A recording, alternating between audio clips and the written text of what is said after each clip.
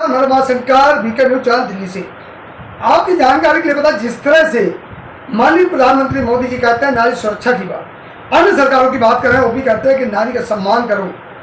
तमाम आपको जगह जगह लिखा हुआ मिल जाएगा, बेटी बचाओ बेटी पढ़ाओ, या यूँ कहें कि नारी सुरक्षा की बात लगातार, चाहे कोई संगठन हो, चाहे कोई पार्टी हो, चाहे कोई धर्म विशेष हो। मैं किसी को पर्सन नहीं कह रहा हूँ, मैं ये बात इसलिए कह रहा हूँ कि आज जिस नारी सुरक्षा की बात, जिस नारी सम्मान की बात कही जा रही, चाहे वो वेद ग्रंथ शास्त्रों की बात हो, चाहे वो गीता कुरान बाइबल तमाम ग्रंथ हो, हर जगह नारी सम्मान का ही उल्लेख मिलता है कि नारी का सम्मान होना चाहिए।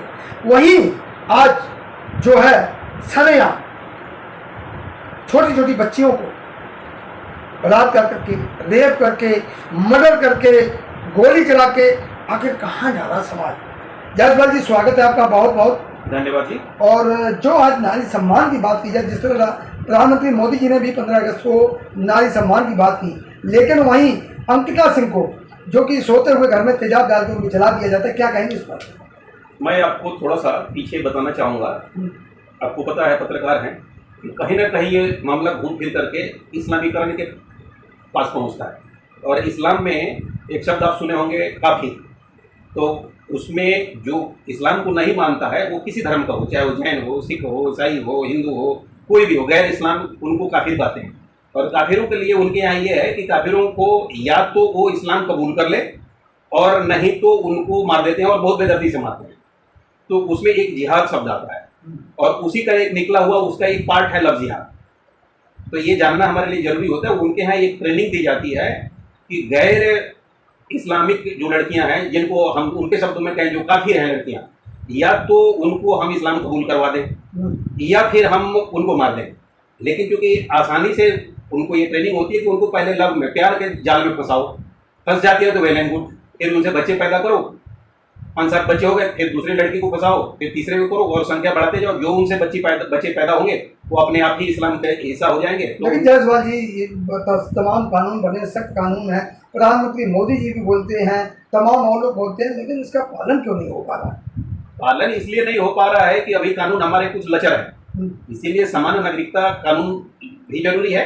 और जो आपने कहा था कि स्त्री के सशक्तिकरण के, तो मेरे समझ में आ रहा है, ये मैं हर सरकार से और एवं के केंद्र सरकार से भी, मोदी जी से भी अपील करना चाहूँगा कि क्यों नहीं नारी के सम्मान में, नारी सशक्तिकरण में, अब तक जो एक पितृसत्तात्मक जो हमारा कल्चर है कि बेटी या बेटा पिता के जाति से या धर्म से या नाम से जाने जाएगी, इसको ठीक उलट कर दें कि वो पितृसत्तात्मक जब हो जाए तो वो माँ के नाम से होगी। उसका असर क्या होगा इस्लाम पे या किसी लफ्ज़ जिहाद पे, कि अगर कोई इस्लामिक व्यक्ति किसी लड़की से शादी करके बच्चा पैदा करेगा तो माता की जाति होगी तो वो अपने आप ही हिंदू ही रहेगा। तो जब उनका मकसद ही नहीं सिद्ध हो पाएगा तो शायद उस पर रोक लग जाए कि वो तो इसलिए कर रहे हैं कि बच्चा पैदा होगा, वो मुसलमान हो जाएगा। इस्लाम अब झारखंड के बाद मामला आ गया दिल्ली में। दिल्ली को एक लड़की को गोली मार दी जाती है सिर्फ इसलिए कि वो लड़के से मना कर देती है, और वहाँ भी वही सेम कहानी, वहाँ अंकिता के साथ अगर शाहरुख है तो यहाँ सलमान है, इस तरह के। वहीं आपको बता दूं कि बागपत की घटना आ रही है, वहाँ तो लड़की के माँ बाप को भी कहा जा रहा कि शर्तन से जुदा कर दिया जाएगा। किस तरह देखते हो, जहाँ शाहरुख हो, सलमान हो, सैयद हो, सब इसी नाम के लड़के ज़्यादातर पाए जाते हैं? इन्हीं को वो ट्रेनिंग ही अलग यहाँ यही लोग करते हैं, और खास करके उन राज्यों में ज़्यादातर फल फूल रहे हैं जहाँ बीजेपी की सरकार नहीं है। नहीं, बागपत हालांकि बीजेपी की सरकार है, हम मानते हैं कि यहाँ ये चूक हुई है, लेकिन मुझे उम्मीद है कि ये मामला दबेगा नहीं। आने वाले समय में देखेंगे कि हो सकता है झारखंड का मामला दब जाए, दिल्ली का मामला दब जाए, लेकिन बागपत वाला मुझे भरोसा है कि योगी जी छोड़ने वाले नहीं है। तो इस तरह की घटनाएं हो रही, जहाँ एक तरफ नारे दिए जा रहे कि बेटी बचाओ बेटी पढ़ाओ, वहीं इस तरह की घटनाएं क्या देखते हो? जो लोग ये घटनाएं करते हैं वो, उनको बेटी पढ़ाओ और बेटी बढ़ाओ उनसे मतलब नहीं है। उनको तो इस्लाम बढ़ाओ और काफिरों को खत्म करो, उनको इससे मतलब नहीं है। वो अपने पे क्यों नहीं करते हैं?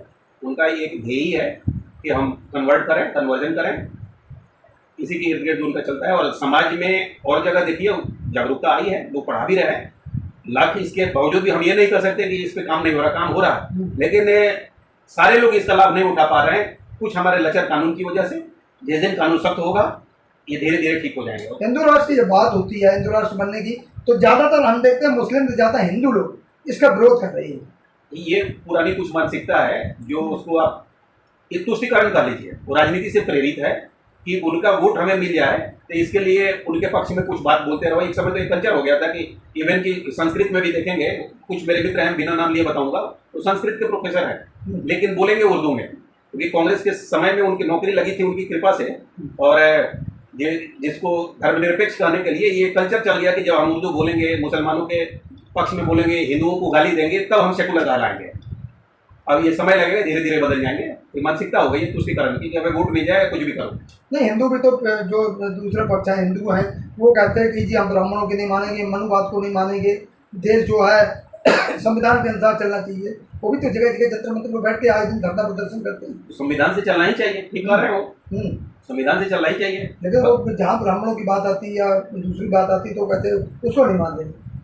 गलत है, कोई भी हो, देश तो संविधान से ही चलेगा, किसी धर्म ग्रंथ से नहीं चलेगा, चाहे वो मनुवादी हो या इस्लाम हो या कुरान हो, कुछ भी, देश तो संविधान से ही चलेगा। लेकिन वो हिंदू राष्ट्र का विरोध क्यों करेंगे? हिंदू राष्ट्र वही कर लीजिए कि एक आजकल के जो ये कर लीजिए कि मोदी विरोधी जो लोग हैं ना, वो किसी न किसी तरह से तुष्टीकरण की राजनीति करते हैं कि उनका वोट बैंक बिखर न जाए, इसलिए ऐसा बोलते हैं। मोदी जी और अच्छा काम कर रहे हैं, लेकिन वो क्यों नहीं दिख रहे हैं उनको? नहीं, ऐसा नहीं है कि उनको नहीं दिख रहा है, उनके पास बहुत सारे ये है। और एकदम से ये राजा है नहीं कि एक बार बोला और फरमान चालू हो गया। ये कानून बनाने की आपको पता है कि कितनी लंबी प्रक्रिया है, और वो करेंगे, एक एक करके लगे हुए हैं। और वो तो मोदी की बात करता है उनको अंधभक्त बोलते हैं। बोलने के लिए तो कुछ भी बोलते हैं, भक्ति सब होते हैं। भक्त लिए है कि जो मोदी के भक्त हैं तो उसको अंधभक्त कहते हैं, और कोई सोनिया के भक्त हैं तो उसको भक्ति करते हैं, सब कहीं ना कहीं। हमारी आपकी भी भक्ति हो सकती है, कि किसी व्यक्ति के प्रति श्रद्धा होना वो भक्ति ही है। तो क्या लगता है कि जो घटनाएं लड़कियों के साथ हो रही हैं, छोटी छोटी बच्चियों के साथ घटनाएं हो रही, तेजाब से जलाया जाता है, गोली मारी जाती है, उनको दबाया जाता है, धमकाया जाता है, उनको परिवारों को प्रदान किया जाता है, तो क्या लगता है आपको कि कुछ ऐसा होना चाहिए जो इस तरह की घटनाएं होती हैं? बिल्कुल सख्त कानून बनना चाहिए। और उसमें मेरे समझ से तो यही है कि सिर्फ वो मात्री कर देना कि जो बेटी से जो पैदा होगा बच्चा उसका धर्म होगा। जैसे आज हमारा आपका, हम उस जाति के माने जाते हैं जो हमारे पिता की जाति थी, हालांकि पहले माता पिता दोनों ही एक जाति के होते थे, अब इंटरकास्ट मैरिज होने लगे, फिर भी वो पिता की जाति से माना जाता है। अगर सिर्फ ये कानून बन जाए कि माता के नाम से ही, माता की जाति से ही बच्चे की जाति पहचान की जाएगी, लव जिहाद पर बिल्कुल रोक लग जाएगा। लेकिन इसके लिए कानून बनाना पड़ेगा। दो काम हो जाएगा, एक तो लव जिहाद रोकेगा, और वो किसी के लिए भी हो, मैं ये नहीं कह रहा हूँ कि इस्लाम के लिए। अगर एक हिंदू माँ है तो वो कहीं भी किसी जाति में जाए तो उसका बच्चा ही, इस्लाम को भी अगर कोई हिंदू में ले आता है तो मैं उसके लिए भी कह रहा हूँ कि उसका इस्लामी धर्म रहेगा, मुझे किसी धर्म से विरोध नहीं है।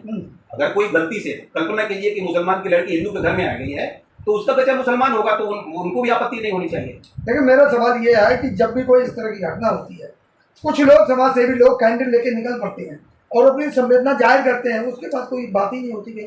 हाँ, ये एक विडंबना है, वो प्रतीक बन गया है कि कैंडल निकालो, सिर्फ कैंडल से बात बनेगी नहीं, तो सामाजिक जागरूकता भी जरूरी है। सरकार सब कानून बनाए और हम भी जगह एक दिन हम संवेदना कर देते हैं, उसे अच्छा है कि हम अपने घर में बच्चों को, बेटियों को और समाज में एक जागरूक करें और सब में समभाव हो, तो ऐसा हो सकता है। एक दिन की मोमबत्ती जलाने से मैं भी ये मानता हूँ ये एक प्रतीकात्मक है कि हम विरोध करते हैं, लेकिन सिर्फ प्रतीक से विरोध कर देने से बात बनती नहीं है।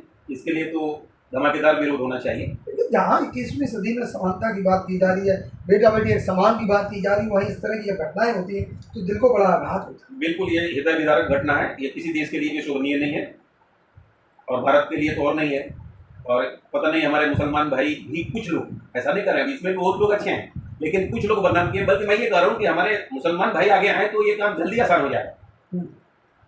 ये दुनिया में सबसे सुरक्षित देश भारत है, और भारत को कुछ लोग आकर के भड़का करके हमें एक ऐसा जो माहौल पैदा कर दिए हैं कि सारे मुसलमान विरोधी हैं, ऐसा नहीं है। लेकिन ये है कि ये भी आगे नहीं आ रहे हैं ना, अगर ये आ जाएं तो बात और आसान हो जाएगा कि इस्लाम के अंदर से ही, जैसे हमारे हिंदू में होता है कि हमेशा सुधार की बात होती है। कभी हमारे यहाँ विधवा जला दी जाती थी, सती प्रथा, हमने सुधार किया, बहुत कुछ बदलाव आए, वो एक जगह रिजिड बन करके बने हुए हैं, और वो ज़्यादातर ये भारत में ये करते हैं। कई देशों में कानून, जैसे चाइना में चले जाइए, कहीं भी जाए, वो देश सर्वोपरि होना ही चाहिए। लेकिन मुस्लिम नेता इस तरह की जब घटनाएं होती है तो नहीं बोल रहे। वो क्यों बोलेंगे, वो तो उसके समर्थक हैं, बल्कि उनके सर पे ही चलते हैं ये लोग, नहीं बोलेंगे। ओवैसी जैसे लोग भड़क जाते हैं, लेकिन ऐसी घटनाएं होती हैं तो नहीं बोलते। नहीं, ये एक तरह से उसकी जड़ में ही यही लोग खाद पानी डालने वाले हैं, अपनी संख्या बढ़ाने के लिए। बस ये संख्या, बल्कि पढ़ने पे लगाएं, सिर्फ संख्या बढ़ा करके क्या करेंगे। जनसंख्या नियंत्रण की तो बात चल रही है। नहीं तो ये होगा ही, इसीलिए तो बेचैनी है। ये बात ये ठीक कर रहे हैं, जनसंख्या भी है कि वोट, जहाँ ये वोट की राजनीति चलती है ना, तो वहाँ पीछे भी यही कारण है कि जब संख्या में इतने ज़्यादा हो जाएंगे तो हम जैसा चाहेंगे वैसा करेंगे। तो उसके पीछे भी है कि संख्या बढ़ाने पर लगे हुए हैं। लेकिन ये कहा जा रहा है कि जो पीछे आपने देखा होगा कि तमाम भाजपा के लोग जो है उनके नबी को बदनाम करते हैं, उनके लिए गलत कहते हैं, तो मुस्लिम जो कहते हैं कि भाजपा सिर्फ मुसलमानों को टारगेट करती है। आपको क्या लगता है कि भाजपा क्या मुस्लिम विरोधी है? बिल्कुल नहीं है जी, बिल्कुल मुस्लिम विरोधी नहीं है। इसको एक तरह से विपक्षी पार्टियां, खास करके कांग्रेस, एक समाज को तोड़ करके बिल्कुल रखे हुए हैं कि ये भाजपा मुस्लिम विरोधी है, जबकि अब उनको भी अंदर से जो भी पढ़े लिखे लोगों को पता चल गया होगा कि इनमें 2014 से अब तक अगर भाजपा मुस्लिम विरोधी होती तो ऐसा तो मुझे नहीं लग रहा है कि किसी भी कोई मुसलमान आके कहे कि उनके लिए कुछ गलत हो गया। तो पहले एक डराया जाता था कि भाजपा आ जाएगी तो ये हो जाएगा, भाजपा आ जाएगी तो वो हो जाएगा। इतने सालों में भाजपा आगे भी क्या हो गया? सारे जो लाभ आप एक हिंदू या अन्य ऐसे या जाति विशेष तो कुछ है ही नहीं है, चाहे राशन कार्ड हो, कोई भी सरकारी सुविधाएं हैं तो बराबर का हकदार है, बल्कि मैं ये कहूँ कि वो ज्यादा उसका लाभ उठाते हैं। आपके एक बच्चे हैं तो आप अंत में जायसवाल जी, अंकिता हो या नैना मिश्रा हो या बागपत की लड़की हो, इन लोगों के लिए किस तरह की आपकी संवेदना है, बताइए। नहीं, ये बहुत ही दुर्भाग्यपूर्ण है और मैं दुखी हूँ। कोई भी संवेदनशील आदमी दुखी ही होगा, ऐसा किसी के साथ नहीं होना चाहिए।